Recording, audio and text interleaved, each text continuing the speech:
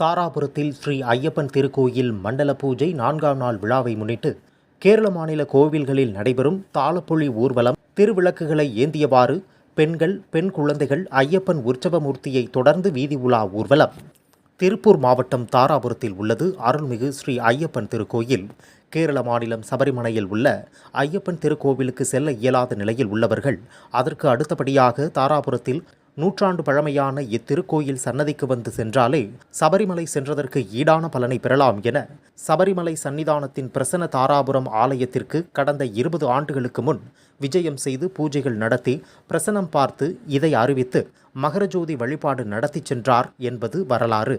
சிறப்புமிக்க இக்கோவிலின் 66வது ஸ்ரீ ஐயப்பன் மண்டல பூஜை பொன்விழா ஆண்டை முன்னிட்டு அகில பாரத ஸ்ரீ ஐயப்ப சேவா சங்கத்தின் சார்பில் 66வது ஆண்டாக நடைபெறும் இம்மண்டல பூஜை விழாவில் தாராபுரம் சோளக்கடை வீதியில் புகழ்பெற்ற உச்சிகாளியம்மன் திருக்கோவிலில் இன்று மாலை நடைபெற்ற சிறப்பு திருவிளக்கு பூஜையில் திரண்டு வந்த பெண்கள் அங்கு நடைபெற்ற லட்சார்ச்சனை பூஜையில் கலந்து கொண்டு பூஜையில் வைக்கப்பட்ட தேங்காயில் நெய் விளக்கேற்றி கேரள மக்களைப் போல் தென்னங்குருத்து மற்றும் வாழைப்பழம் உள்ளிட்ட பூஜை பொருட்கள் அடங்கிய தட்டுக்களை கைகளில் ஏந்தியவாறு திருவிளக்குடன் உற்சவ மூர்த்தியான ஸ்ரீ ஐயப்பன் திருத்தேர் ஊர்வலத்தை தொடர்ந்து 300க்கும் மேற்பட்ட பெண்களும் பெண் குழந்தைகளும் கைகளில் திருவிளக்குகளுடன் ஊர்வலமாக சென்று தாராபுரம் அருள்மிகு ஐயப்பன் திருக்கோவிலை அடைந்தனர்.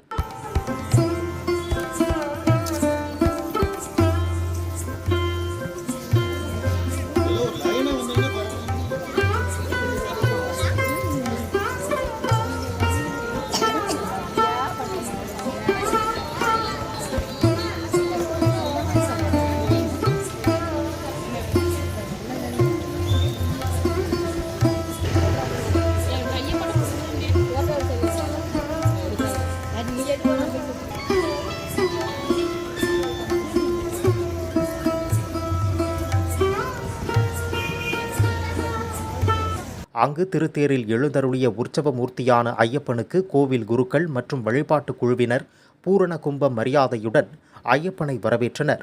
தொடர்ந்து நெய் தீபம் ஏற்றிய திருவிளக்குடன் அணிவகுத்து வந்த பெண்கள், பெண் குழந்தைகளை அவர்களது மனதில் சிறந்த கல்வி, ஞானம், பிரகாசமான அறிவு, உடல் வலிமை, நோய் நொடி இல்லாமல் வேண்டி பிரார்த்தனை செய்து கொள்ள கூறி அதற்காக ஐயப்பனுக்கு நெய் விளக்கு தட்டுகளுடன் ஆராதனை நடத்தினர்.